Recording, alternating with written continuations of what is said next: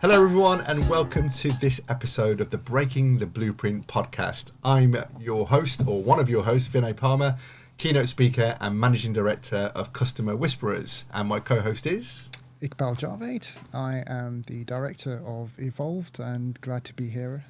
Episode 6, I think. Yeah, episode 6, halfway through our commitment for the year. That's good. That's true. Yeah, we're halfway there. Exactly. So listen, Iqbal, we had a really great show last time with James from Zoom. Talked a lot about metrics, sparked a lot of conversation. We got some great comments and questions coming into us. I think James really kind of shone a light on some really interesting areas, and it definitely sparked some good thought in my network, at least. I don't know, how did you find it? Yeah, it's quite a contentious issue because everybody has a different opinion on metrics and what it means for people within that space, and it definitely, for me, just sparked a load of conversations with lots of customers, and we're always learning from each other. And for me, when working with organizations, it's trying to, as I said in the last episode, it's trying to figure out what can we try and achieve with the data that we've got. The data's all there. Let's just try and figure out what we're trying to achieve as a business. Yeah, and for me, the big takeaway was, the metrics are the metrics, and we talked a little bit about measuring what's right for your organization. But really, it was what's beyond the metrics and the value in the data you get, the ability to mine it deep, understand, deeper issues in what's going on, and use those to shape that forward conversation, and how to have that conversation at the C-suite level and present the data in a way that helps people to connect with it. And you're not just putting up a dashboard that says, hey, here's our NPS and here's our CSAT, but there's meaning and there's actually connection to the bottom line with it. So that was a good conversation. Yeah. Anyway, today we have a different topic. Today we're talking about membership organizations. And in prepping for this episode, we were scratching our brains about the membership experiences we've had. I've had the archetypal sign up for a gym in January and then let it run for the year, but only really use it between January and probably the first week of February. But you were sharing an experience that you had with an organisation where you had a subscription membership type thing. Yeah, look, as you say, we all experience it, and you talk about your gym membership lasting till February. That's pretty good. I mean, generally by the end of Jan, I'm done. But I think the one that perhaps many of us have had some experience with, the likes of HelloFresh, for example. Being a subscriber, and I've had a pretty good experience with the service and everything else. It got to a point where it just wasn't fitting our lifestyle, just with the way the kids eating at different times and wanting different foods and blah blah blah. Anyway, I won't go into the details, but I think what kind of let me down in the whole process was me disconnecting from the service. They made it bloody painful, made it really difficult, and that's all I remember now. Like, that was a lasting experience with HelloFresh. And now, actually, my wife and I were discussing that we could do with going back to something like that, but we're a bit reluctant to go back to them just because of that. And we spoke about this, the experience that we've had, and that's just one example of, actually, maybe we'll cover this in our topic today, but it's all well and good kind of maintaining good service, but when the customer wants to break up with you, make it as painless as possible, because actually they may want to come back. I mean, I would never encourage anybody to go back to their ex-girlfriend or anything like that, but it's it's always possible. Yeah, it is, and people often forget, a key touch point in the customer experience is the breakup, and they don't pay enough attention to it.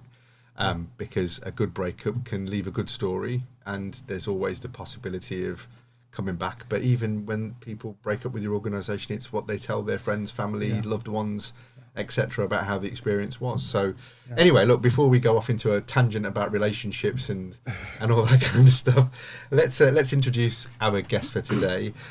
Mel, welcome to the podcast. Would you like to tell our viewers, listeners, who you are, what you do, a bit about your background, and then we'll dive into the topic. Thank you, Vinay. Thank you, Iqbal. Thanks for having me.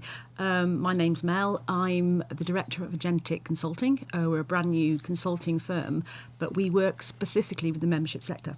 I've done 30 years in membership, from leisure memberships to professionals, charities, all kinds of experience, and have seen all these problems, challenges and opportunities at the membership sector firsthand. So we are looking at seeing how we can help organisations to bring this customer experience to life with them and look at their whole journey, but using things like AI and new technologies. There's lots of opportunities to take this technology and make it work for the membership organisations. We're hoping to be the translators. We're hoping to help the membership organisations because we speak membership, but help the tech companies to make that connection. Yeah. Well, great. Look, I'm sure we'll get into some really interesting conversations. But I think we'll start off with the first question is because a lot of people will be familiar with customer experience in a traditional B2C organisation or a B2B. But just help us paint a picture of the membership landscape. What do we mean by membership organisation? A little bit about some of the organisations that work in there, and just give us a bit of a whistle-stop tour of the landscape, if that's okay. So the landscape is broad. You've been talking about HelloFresh and subscriptions from the commercial side. You can go right through to your gym memberships. Most people have a membership of some sort. You may be a member of your professional body, like the Chartered Institute of Marketing or the accountants. You may be a member of a medical charity, the BMA, or an organisation like that. Lots of people are members of the National Trust. There's 6 million members in the UK. Or you're a member of a union. Huge number of people are members of unions. These are all organisations where you have a relationship with them. And it's normally a paid subscription relationship, either annual or monthly, and you expect to have some services back in response for that membership. Or you're doing it altruistically, but you still want to know that you're making a difference if that's a charity membership like the Woodland Trust. Yeah, so if you're giving, for example, I think other memberships I've had in my lifetime are things like the National Trust.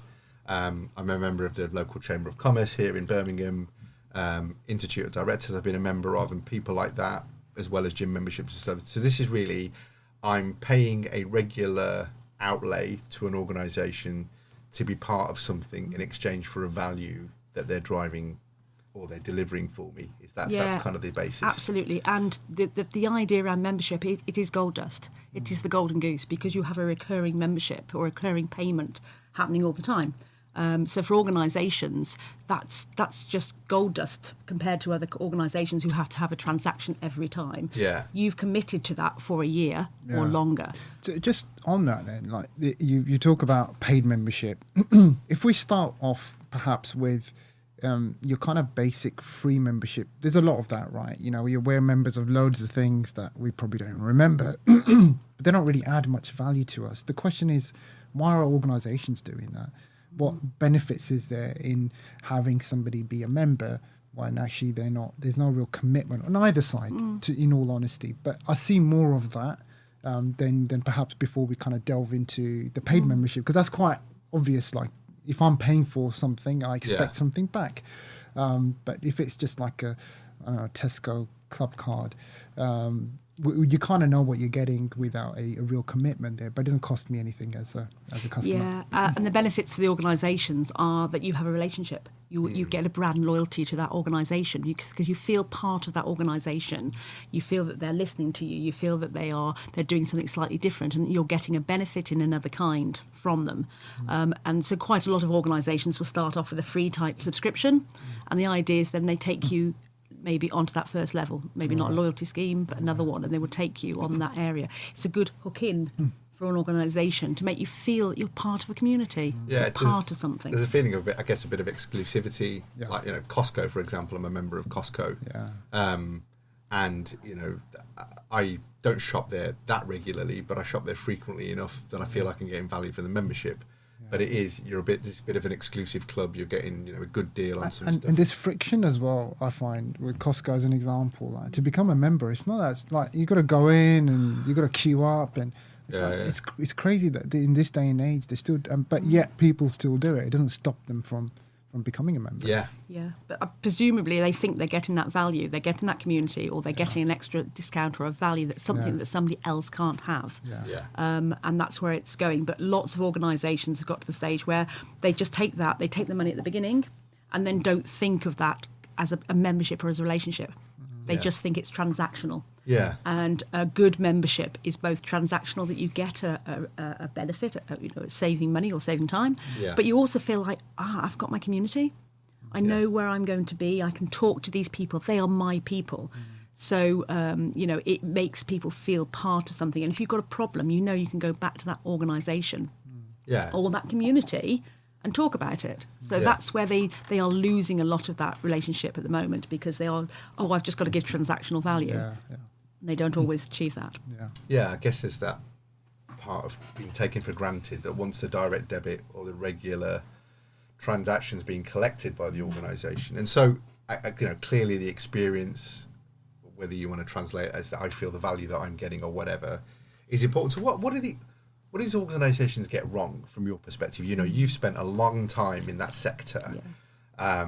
What would you say are the top 3 or 4 key, mistakes or missteps, whatever you want to call them? What would they be? I think the first one really steps where you take the money and then you don't think about that journey, that customer experience journey. You don't onboard them well. Quite often an organisation will take the money and then send you a welcome pack. You might get one on time, you might get one late, you might not get anything at all.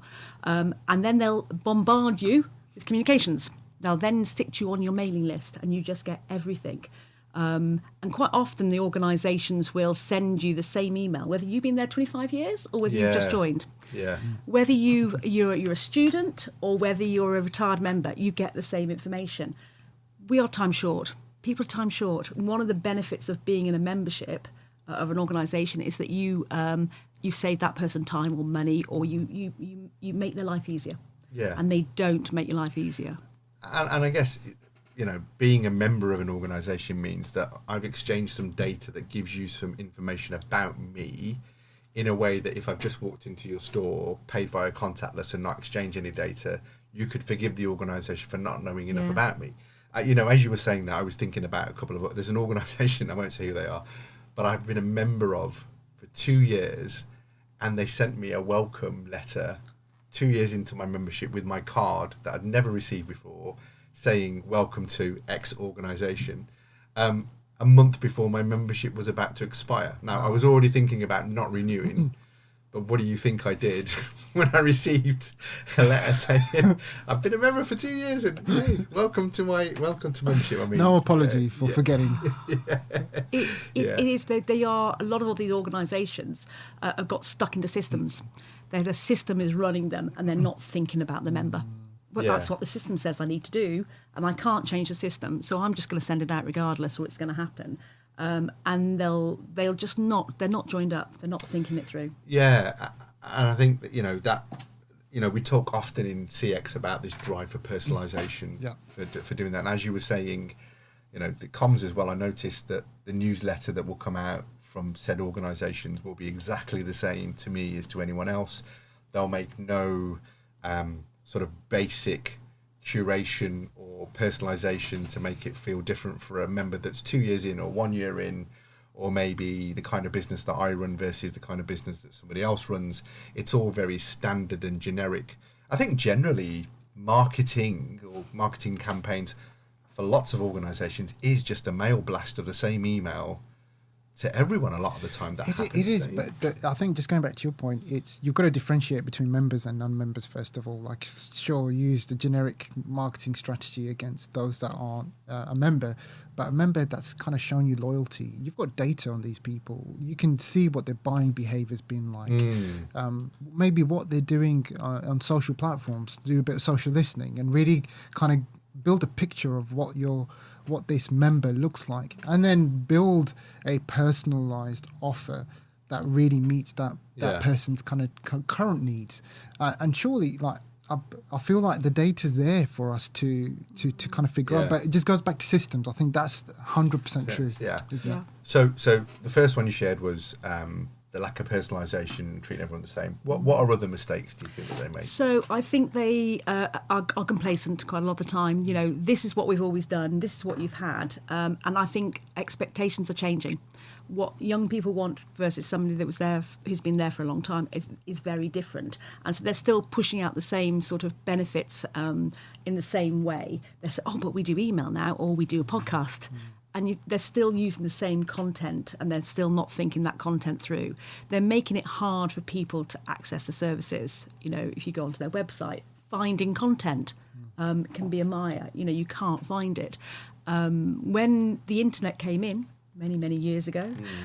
Lots of membership organisers said, "Oh, that's the end of us. That's the end of what we do." I said, "No, it's not, because people want you to create the best content.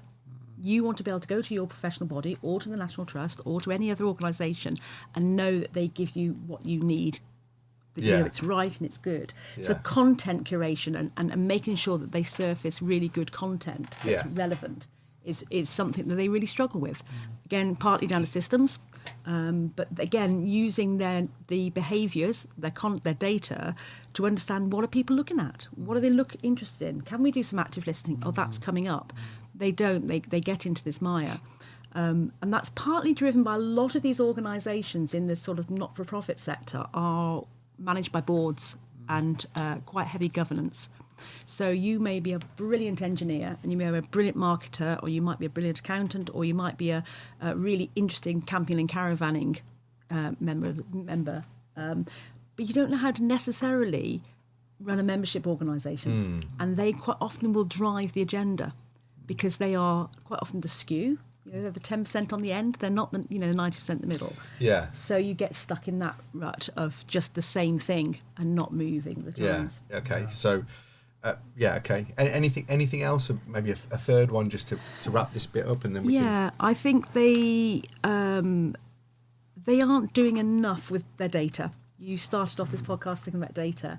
They have a lot of data, but it's in systems, and they're not joining it together. Yeah. So that's one of the biggest challenges from them. It's a challenge for them, for the members. They're not using the knowledge they have to personalise. Yeah. What's interesting about what Mel's saying here is actually, if you take membership out of it and you look at organisations, personalisation, listening to your customers and understanding them, it's the same rules and using that data to build stronger connection, relationship. The same challenges apply, right? And actually your observation about boards and maybe in organisations similarly, you have people that think they have a typical customer or a typical segment. You see a lot of these memes going around in marketing posts where they have, marketing segment, and they talk about, both born in 1945, both this, both that. So it looks exactly the same. And one's, one's Hitler and one's somebody else. So it's only when you show the picture that you see that they're different, but actually the demographic things. And I think there's without going off on a tangent, that's why we're kind of moving to beyond those typical market segmentations of just social economic indicators to other behavioural segmentation as well, which is kind of an important, I wouldn't say it's emerging because it's been around, but that kind of that behavioural is it psychographic? Yeah, I think so. Those kind of things that kind of come into it. Okay, great. So they're the kind of key problems. So what's the route to solution here? Your consultancy works with these organisations and is focused on AI. So what is the role of AI? What's the potential that AI has for these membership organisations in solving some of these issues and problems that you've set out?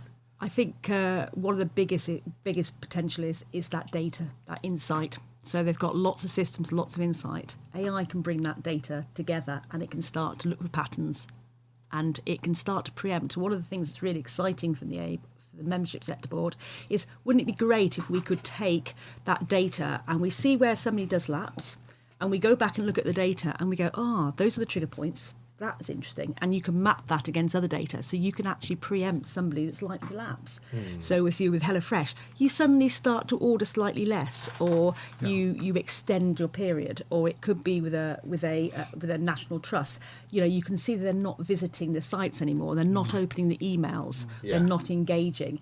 Wouldn't that be fantastic that I could actually red flag those members before it happens? So you go, this person's at risk. Can I do something about it?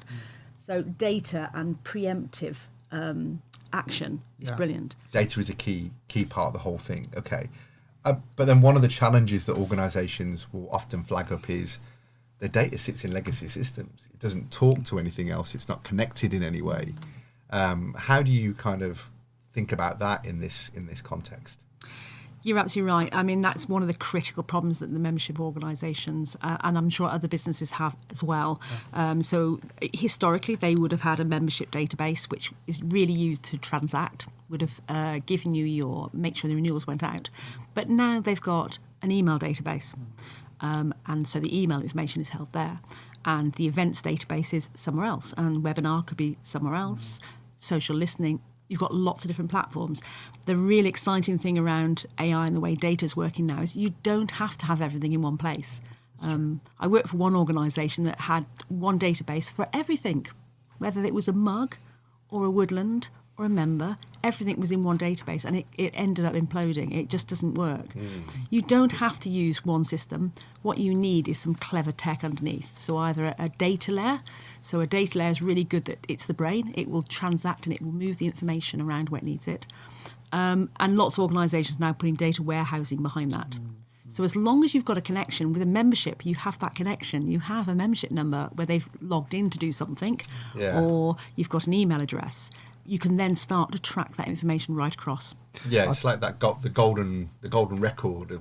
I think I've referred to it as a golden record as a key a unique identifier. That means that if this is my member, everything that happens connects to this number. Exactly that, and I think you're spot on in terms of there is a massive desire to consolidate a lot of the data, but that's going to take time because you've got different systems in place.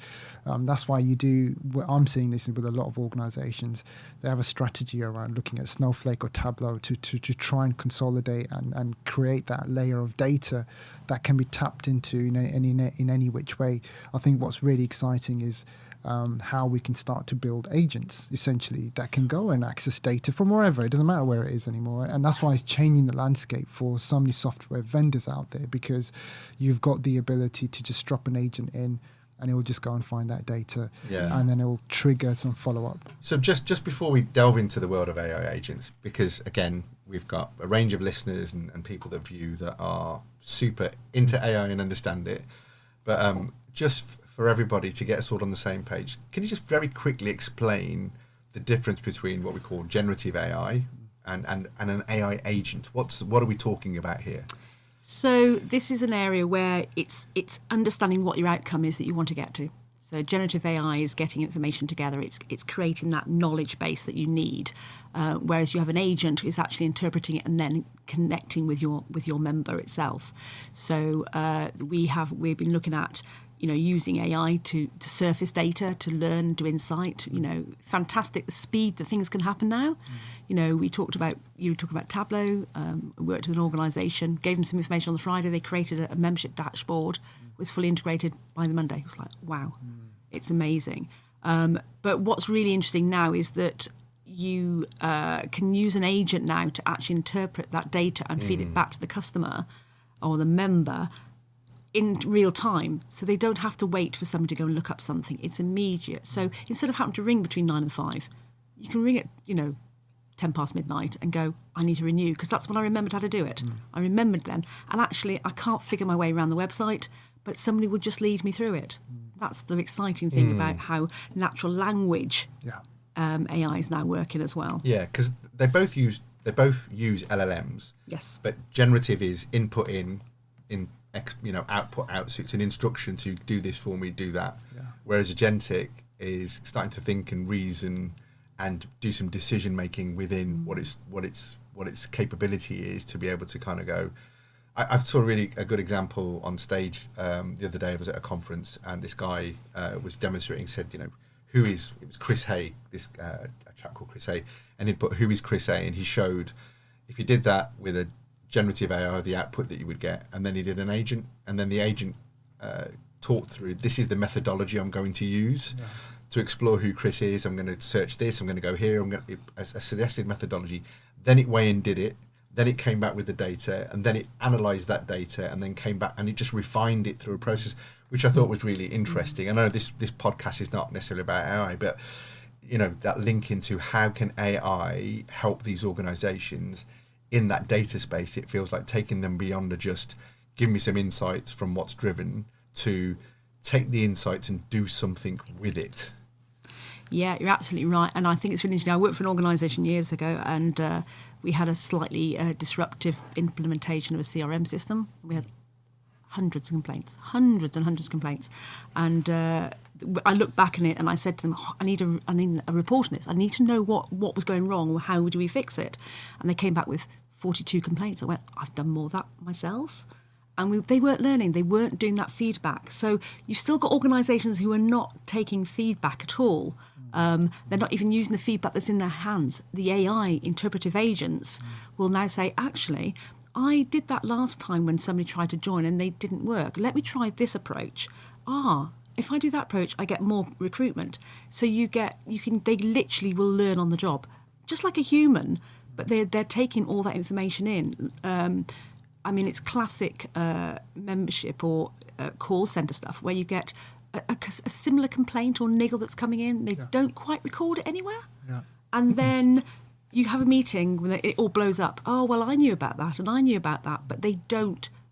Our human nature, we don't share the same problem. Our AI will do that. They'll figure that out. Exactly, and I think it's what it leads to then, isn't it? It's you've got this agent in there that's potentially detected a trend or something that's going on across different conversations, and then it's. And I think this is where people are failing, organizations are failing, is like they might still be deploying AI and then they're uncovering stuff, but they're not actioning it. They're not triggering it in the right way, because that takes a lot of thought, design, and obviously execution to ensure that, yes, the agents can self-learn and do stuff, but you've still got to guide them in the right way, right? You still need human in the loop at some point, potentially. Yeah, and I think this kind of gets us to sort of the next stage of the conversation, which is that practical implementation, because there's lots of talk about what AI can do. I think I heard, civil service have implemented Microsoft Copilot and a 20% saving and time, right? But the question is, what are you doing with that time that you're getting back if it's just filling up with the same stuff? What happens to it? So you hear all these cases around productivity, but really the application of AI is not just implementing the technology, but it's implementing the culture surrounding the technology that people use, the time, space, and outputs from that technology in a different way to what they do today, right? That's part of the implementation. It's not just we're going to put some tech in and then leave everyone to it and hey presto, it will all work. Exactly, and I think a lot of organisations will still be thinking, we'll put tech in, 20% saving, is that 20% staff saving? Shall I get rid of staff? That isn't what this is about. Mm-hmm. This is about releasing time to actually take the learning and do something with it, because a lot of organisations are stuck with faff. It's my favourite term, faff. Faff is just those things that are inefficient and people are doing them, and you get some bright young people who are just spending time doing tasks that we could get AI and other tech to do better. But that doesn't mean you lose those people. You say, well, actually, wouldn't it be great if they spent some time just with those members? Yeah. Spending some time talking to them, getting to know them, spending time creating great products, great solutions for what they need. That's what it's about. It's about renegotiating how we use resource. And it's really important that culture change happens in the membership sector, because at the moment they will see it as a cost saving. Yeah, they need to not think that way. It's being seen as a cost saving everywhere right now. But I think the reality is, whilst we go through this transition, people are seeing some quick wins. Look, I don't need as many people here, so I don't need to replace certain roles. But I'm seeing a lot of that in the past kind of year or so. And I think we'll continue to see that over the next couple of years. But there's going to come a time where it will be a level playing field. Everybody's efficient now. So what comes next? Yeah. Now we can start focusing on actually being creative, because that's the bit that's missing from AI, and really start focusing on producing stuff. Rather than being efficient, it's actually being productive and delivering actual outcomes. Yeah. But I think whilst we go through this, there is a lot of noise around cost saving and getting rid of humans and all of that good stuff. And I think that we'll settle down, I think, in the next couple of years. So it just kind of talking about the implementation of AI and what AI can do in that membership space, what kind of use cases, what kind of improvements or changes are you talking to clients about, experimenting with? If somebody was to go, all right, we'll take a look at agentic, we'll put some AI in, what kind of things would you be deploying this technology to do? Yeah, absolutely. I've got a few sort of ideas in terms of things that I would have loved to be able to do when I was at an organisation. So I'm developing Mary the Library Bot. So at the moment, if you go into an organisation and you want to get some data or get some articles or content from there, because you've got a report to do and you just need these stats, or you need to write up some information, wouldn't it be great? You can chat to Mary. Now, that came back to me that I remember in my very early days as a student at the Chartered Institute of Marketing, Cookham Hall. I could ring up the library there and I go, Mary, I need an article on such and such. And she'd go off, she'd find it, photocopy it, and send it to me. Well, why can't we have that today? Why can't we have Mary going in, looking at all the contents, and here's 5 great articles, and actually specifically this paragraph, and this paragraph I think is really relevant to what you're trying to do. That's brilliant. People say, well, I can do that on Chat GPT. You can, but you're going out to the World Wide Web. You want to still go into your organisation and know that content's been curated, it's correct, and that's where the actual expertise comes from the membership organisations. But accessing articles is really hard now. In a lot of cases. I think one of the big challenges that some of the charities and the sort of B2C memberships, National Trust, Woodland Trust, Wildlife Trust have, is quite often that their recruitment is very much based on a one-to-one conversation. You've all seen them at shows, little tents, somebody comes up to you with a clipboard. That's really expensive recruitment for them. Wouldn't it be great that you could go on the website and go, oh, hi, you're interested. Where do you live? Oh, you live in Bristol. Brilliant. What are you into? Well, I'm really interested in finding out how to volunteer. And suddenly it would then have a conversation. It would produce some stuff for you. Would you like to know how to sign up? Would you like to sign up now? And you can have that dialogue now with AI. You couldn't, other than that. You'd have to go to a page, wouldn't you, on a website and find your way through it. Yeah, you're almost curating it. I just remember when I first joined when my daughter was little, we joined the National Trust to have some extra days out. It's never something I'd ever thought about doing in my life, but I signed up for this thing. But what I found was I got this really thick book that came through the post, and then I had to thumb through to figure out what ones are closest to me. If I was going somewhere, go and figure out where there might be a particular property. And I was sat there thinking, wouldn't it be great if it would just curate for me in a really simple way? Here are the ones that are closest to you. We recommend starting with this one, and this one. And then, if I was traveling somewhere, I could refer to the site and go, what's closest to where I'm traveling? And it goes, oh, actually, there's one on the way here. So I can see where that would have a really strong application. Yeah. Wouldn't it be great then that your children are really into Henry VIII and they produce a worksheet on the fly for you that they could take around the property? And that's the sort of area that this AI can start to do. It can be a one-to-one advisor. Yeah, actually, take it a stage further. The whole...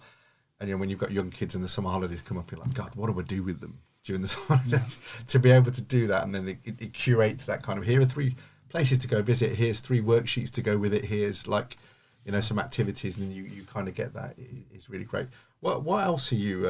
What else is AI helping with, or agentic AI helping? So it's definitely helping the data. We've mentioned that, the insight to be able to do that, and hyper personalised communication. So knowing what's going to happen and knowing what they're interested in. Because as you collect that data together, you then go, oh, I know next time they go, they will want the next sheet on Elizabeth I, because they've done Henry VIII, they're going to Elizabeth I.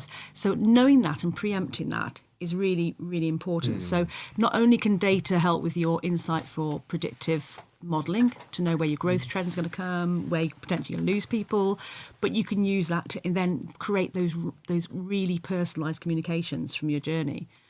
That's really critical around AI. Yeah. So and just linking back, you just reminded me of an example. Yeah.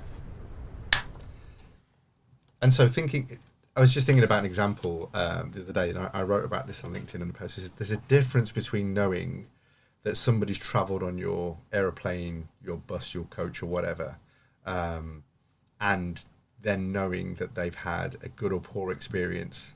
Because, sometimes you see this thing, don't you, when, okay, I know your birthday, so I'll send you a happy birthday card or something. That's personalisation, people. In the cost of living crisis, when people are going through their budgets, looking at where their money's going, if they don't see the value from a regular contribution that goes out, they're the ones that are going to be primed for, let's cut that and move on to something else.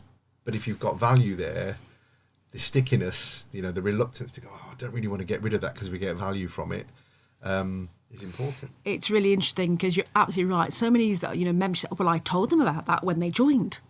Yeah, but we've all got very short memories. We're never going to remember that. So please keep reminding members that you what value you offer, and also remind them about things that are relevant to them. So lots of organisations. I worked with one organisation many years ago. I said, tell me about what you offer members. Oh, really excited. He went off and got me an A4 page, 2 columns on both sides of all the benefits. I read the first 5 and I ticked off. So there was a lot of benefits, but sometimes there's too many, and you've got to find the right ones for the right people. So that's really important. You know, that's a great point. I was just looking at memberships for the Oval Cricket Ground recently, and they've got literally 12 to 15 different memberships, and each one's got like a long list of features and offers that you get with each membership. And I lost interest halfway through. I was like, this is too much. Yeah. Like, just keep it simple. It should just be 3 tiers. Like, it shouldn't be any more than that, in my view. Or there should be a way that you can input some information about yourself, and it tailors the benefits to what's important to you, right? Because, okay, look, you can have the longest list you like of all the benefits, but at the best of times, probably only 2 or 3 are going to be relevant to you, and maybe at the time of joining. Like, for example, if you had, like, you know, lots of some health companies now include, as part of their membership scheme, include virtual GP appointments, right? So during COVID, that was brilliant because you couldn't get to see a GP, you could do that. Or if you've got young children, that might be more of a benefit. As you see, you can get into the doctor quickly. But for some of us, it might not be that big a benefit because we might not be in a position where we need to have access to a GP at a drop of a hat or something. So within those benefits, it's, again, personalising and learning about your database and learning about your members to go, okay, well, they haven't visited. We know this about them. Let's talk to them about this that seems relevant to their lifestyle, or this that might nudge them into to using said membership or whatever. Yeah, it's absolutely that. And I think we're going back to that agentic advisor. You know, if you were talking to a one-to-one salesperson, they'd talk to you and say, yeah, so what's interesting to you? What do you need? And then they'd personalise that conversation back to them. So why not use an agentic bot to do that conversation that could have that same conversation with you online, rather than you having to go to the website with your 15 different categories? Yeah. Why don't they say, well, what are you interested in? Actually, we'd recommend this is the best one for you, and help you to do it. So there's so much we can get technology to help with, but it does need humans. It needs us to think this through and understand what those are, and then use some of that data to, that's really interesting. We thought that was right, but now looking at it, that data's telling us something different. Let's tweak, let's change. Lots of well, that's the membership. We had that like that 25 years ago, and that's what gold membership is. Yeah. We're not changing it. Yeah. They find moving like the Titanic. It's very hard to move sometimes. They need to be more flexible. So Mel, people might be listening to, okay, we get that we got to use technology. We get that AI is a thing, but there's a fear, isn't there, of, well, how do we do that? Is there, like, I don't know, a step-by-step guide or some key tips that you would give membership organisations or other organisations listening to this, thinking, yeah, we've seen agentic AI, our CTO's spoken about it, or someone went to a conference and came back all excited about it, but how? AI is huge. You know, when people say, oh, yeah, we're using AI, we're using ChatGPT as a virtual assistant. Oh, great. And that's what they can't see the potential of it. Because AI is a bit like, I can't even describe anything that's in the world that we've had like this, but the web. But it's huge. There's lots of applications for using AI. And I think at the moment it's so big, it's so nebulous that people go, I'll just move around it. I'll just avoid it. But we've actually got enough problem with our data. So I can't do anything because I've got to get data sorted. But AI can help with that.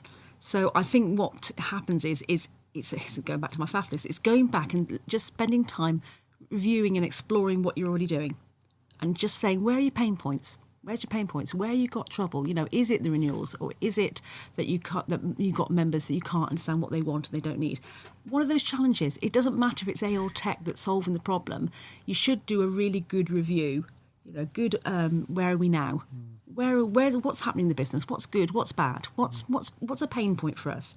And then take that pain point and then consider a small bit of tech if there is, or it might not be tech. It could be something else, and look at that individually. Because at the moment, everybody's trying to get AI. It's so big. Just take off one little challenge, one pain point that you have, and see if you can apply it. So it could be that actually, joining online on your website is a real pain. Nobody can find the right pages. We get a lot of attrition. Nobody really gets in there, and we're not converting people online. Well, sit back and see if there's a way of using an advisor that can start to have a dialogue with your members. Or if it's people going, we always getting calls and people can't renew and they want to renew at 10 o'clock at night and they can't. Can you make it easy to renew online by using some AI technology that will send a little advisor to the phone? One of the biggest pain points that membership organisations have is obviously retention. Biggest reason why people don't renew, they didn't get round to it. They forgot.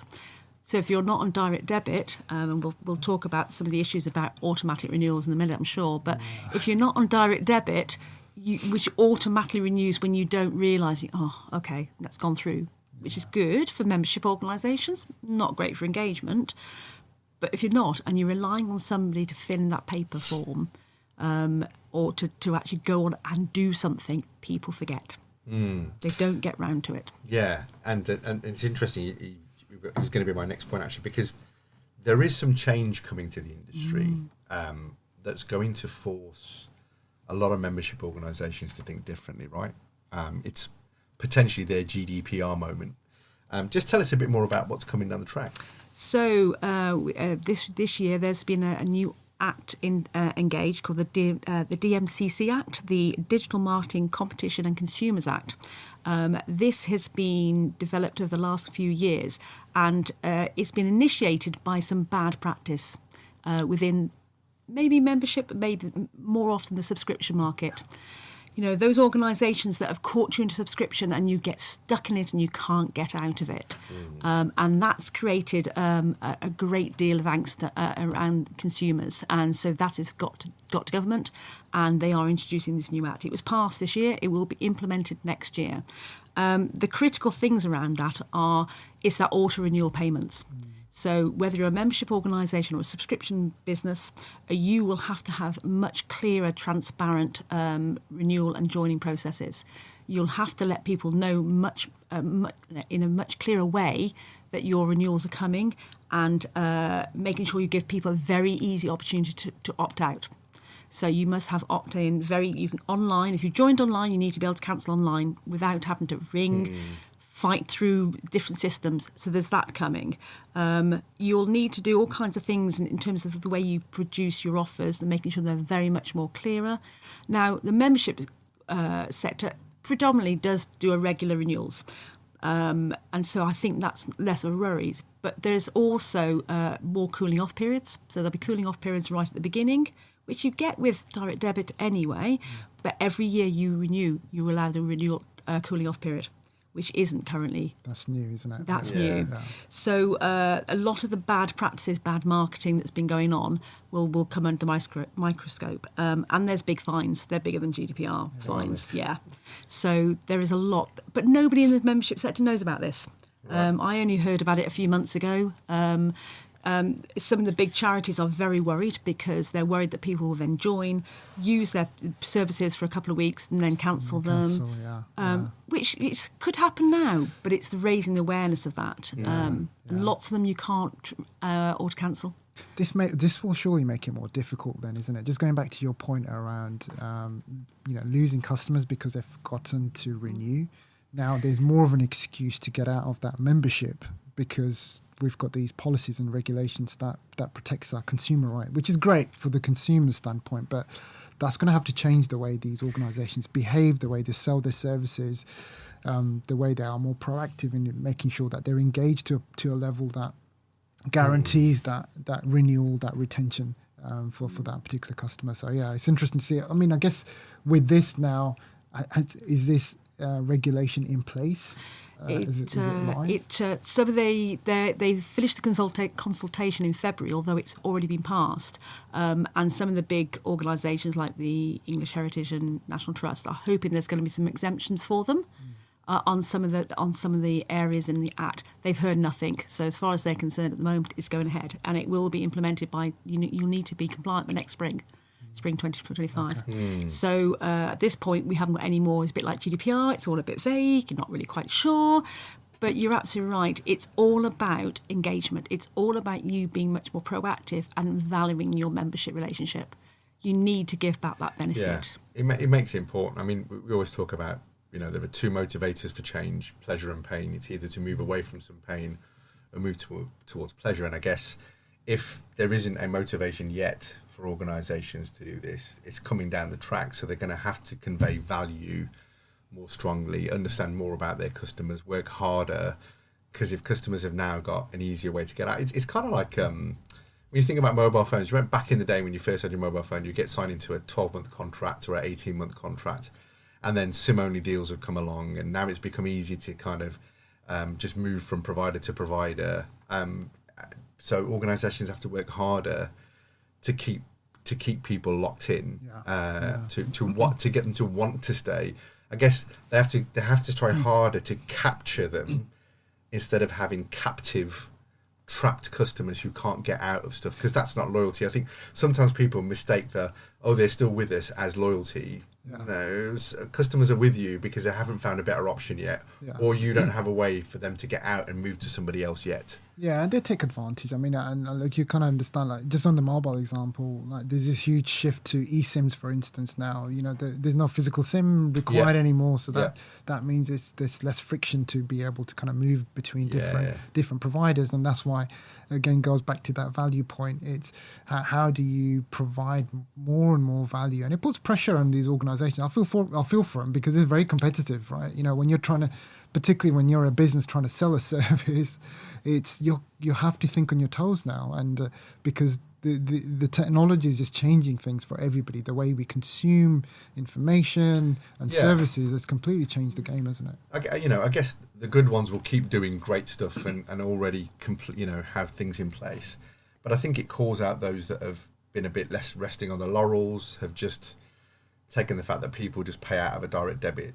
It's going to bring into sharp focus, and hopefully they will start looking at their data more to understand if there's a sudden drop-off or whatever. Start thinking about what can you do now to start to really activate your membership base and deliver more value, because that's what people are looking for, and that creates a stickiness. So I mean, just to wrap us off, because we're almost out of time, really quickly, what does the ideal membership experience look like in the next 5 to 10 years? I know we've covered bits of it now, but is there anything that you kind of see that you go, here's another thing that we haven't quite talked about? I think nothing specific, but I think what's really interesting, a membership experience should be twofold. It should be providing good value, tangible value that you can say, this I get what I need from this organisation, but you should also create that sense of loyalty. You want to stay with an organisation. It's not always about everything transactional. It is about you feeling part of that organisation, felt listened, felt part of a community that you liked. I'm proud to have my National Trust sticker on the back, or I'm really proud to be a member of this organisation, and I will tell other people about it. That is where we want the ideal relationship to go with. Not that it's, I get this much back. There was a big period in time where people were offering discount programmes. Join us and you get 20% off here and 30% off here and whatever. Everybody can get that anywhere now. That isn't why you join an organisation. You join an organisation because you want it to feel that it's part of you and you're proud to be part of it, not just for a transactional. I think that's where it's got to move to. You've got to feel that it's something that you'd be proud to go and tell a friend about. That would be the best relationship you could have with a member. Great.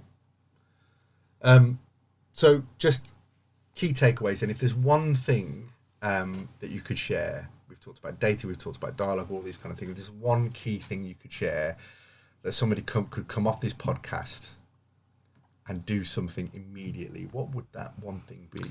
I think that one thing would be just map your membership journey. Just look at who your members are and what they're doing with you and what they're not doing with you. There'll be a number of different sort of personas in that, or different members doing different things. Just take one, whether it's a student or a new joiner, somebody, and just look at everything they are getting through that journey. Whether it's tech or not, what is that experience like? When you start looking down and say, they've received 322 emails from us this year, and generally they don't engage with us, and they rang, they had to queue for 10 minutes to get hold of somebody to be able to cancel. You know, going back to that, just every touch point needs to be good. And even if you have a member that wants to leave, let them leave on good terms. Yeah. Make them feel that you know, we're going to miss you. We're going to miss you, but we're always here. The door's open.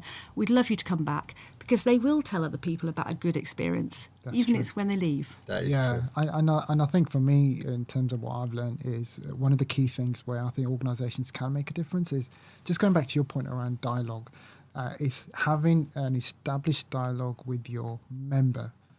That's something I'm yet to see. Like, you see sporadic communications, as you say, emails get stuck in junk, but actually I know people don't have time, but you've got all these digital channels in the way that you can engage Yeah. your members through Yeah. social media.